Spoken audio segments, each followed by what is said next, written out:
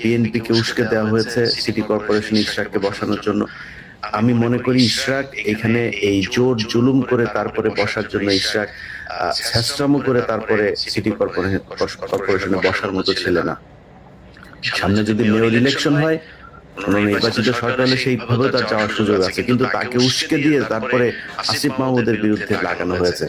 এই জায়গায় একটা বড় ভূমিকা পালন করেছে আসিফ নজরুল। আমি অনেক কিছু আপনাদেরকে কার কার সাথে কথা হয়েছে সেগুলো উল্লেখ করছে না, তবে এইটুকু আমি আমার এই তাদের সাথে কথা বলে যেটা দেখেছি যে আসিফ নজরুল দুই দিকে ঢোলের তিনি বাড়ি দিয়েছেন।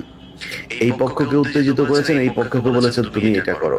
তো সে সরকারে থেকে ইশরাককে বসতে দেবে না এটা যেমন বলছে, সে আবার ইশরাককে বলছে যে এই সরকারে সে নাম ধরে কয়েকজনের কথা বলেছে যে এই এই ব্যক্তি নাকি ইশরাককে বসতে দিচ্ছে না, যে কারণে বিএনপি তাদের বিরুদ্ধে এখন খেপছে।